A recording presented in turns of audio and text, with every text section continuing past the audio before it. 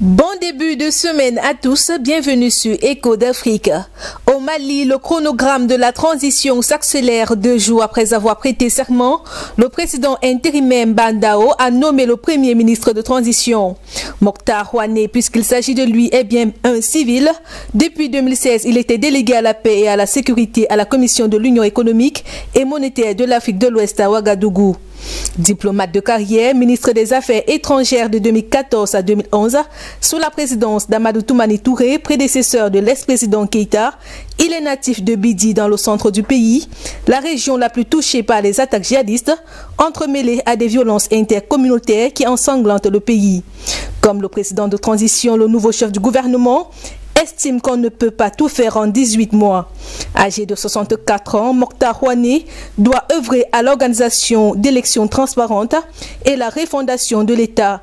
La formation de son gouvernement sera annoncée ce mardi 29 septembre 2020. Tous les yeux sont désormais rivés vers la CEDEAO, la communauté ouest-africaine qui a imposé un embargo sur les flux commerciaux et financiers avec le Mali 2 jours après le putsch, a annoncé vendredi qu'elle lèverait les sanctions lorsqu'un premier ministre civil sera nommé.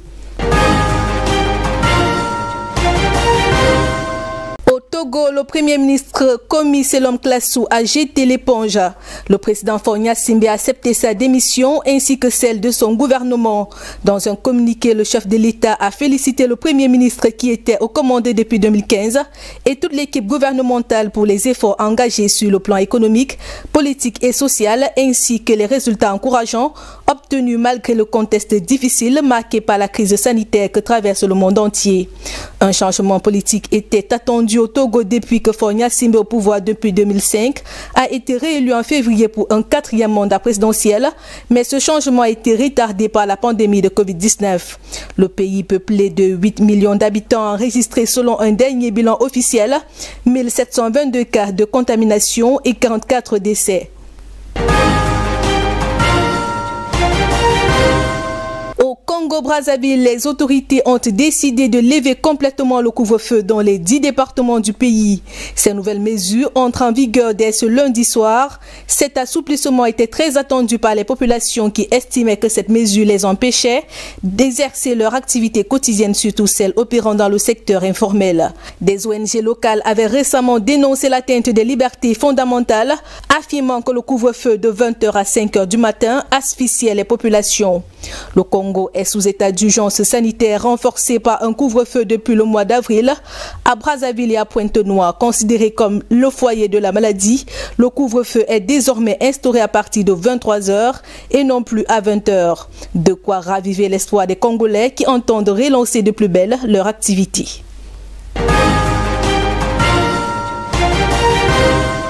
Puis, nouveau regain de tension entre le Kenya et la Somalie. Une fusillade a éclaté entre les soldats kenyans et somaliens le week-end le long de leur frontière commune dans la ville de Buloyao. Les habitants de cette localité manifestaient contre les forces armées kenyanes, accusés de procéder à des exécutions extrajudiciaires. Les soldats kenyans ont alors ouvert le feu pour disperser les manifestants. Selon des témoins, les échanges de tirs soutenus ont duré plusieurs minutes. L'incident a ravivé les tensions entre le Kenya et la Somalie. Ces derniers mois, Mogadiscio ne cesse d'accuser Nairobi d'ingérence dans ses affaires politiques intérieures, notamment en soutenant le président du Jubaland, Ahmed Madobe, fervent opposant au président somalien Farmajo.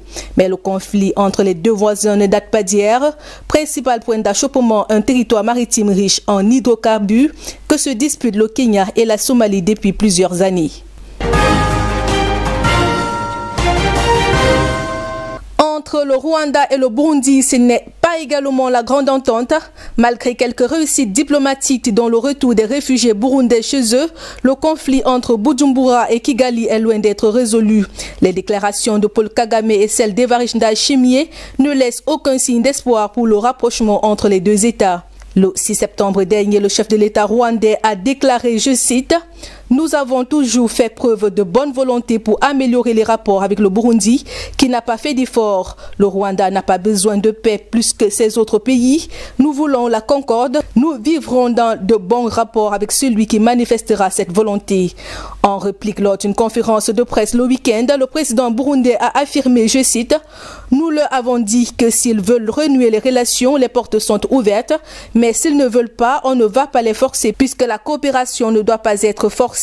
S'ils veulent réellement être de bons voisins, les relations vont s'améliorer. » Des accusations mutuelles qui frôlent le manque de volonté face aux tensions entre les deux pays.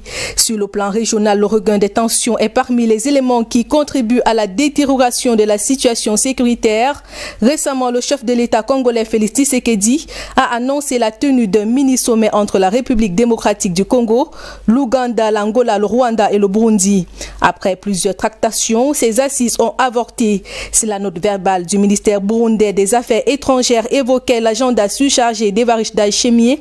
Les observateurs pensent que le successeur de feu Nkurunziza n'était pas disposé à s'asseoir sur la même table avec son homologue Paul Kagame.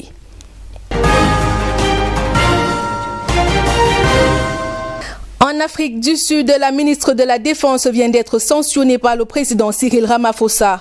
Après avoir flanqué il y a quelques jours une demande d'explication à Nosiviwe Mapisa Kakula à son retour d'un voyage au Zimbabwe, c'est à travers un communiqué officiel publié ce dimanche que la ministre a été formellement réprimandée par le chef de l'État sud-africain, qui a par ailleurs décidé de la suspension de son salaire pendant 3 mois, de novembre à janvier prochain.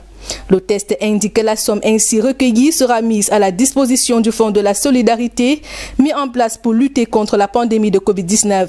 Le président reproche à la ministre de la Défense d'avoir voyagé début septembre à bord d'un avion militaire pour le Zimbabwe en compagnie de responsables du parti au pouvoir, l'ANC. Ce voyage était pour elle une occasion de discuter de la crise qui secoue le parti au pouvoir au Zimbabwe afin de l'aider à résoudre les problèmes politiques et économiques du pays. Après le voyage, les médias et l'opposition se sont emparés du sujet, critiquant durement l'utilisation des moyens de l'État pour les besoins de l'ANC et obligeant le président à se saisir du dossier et à exiger des explications à sa ministre. Face à la polémique, l'ANC a dû présenter des excuses publiques aux citoyens et annoncer le remboursement au gouvernement des frais de transport de ses délégués. Cyril Ramaphosa, dans son communiqué de ce 27 septembre, a qualifié la sanction prise à l'encontre de sa ministre de sérieuse. Ce n'est pas du tout le cas de l'Alliance démocratique, principal parti d'opposition qui la trouve plutôt insuffisante et réclame une démission de la ministre de la Défense. Voilà qui fait l'essentiel de l'actualité en Afrique. Excellent début de semaine à tous.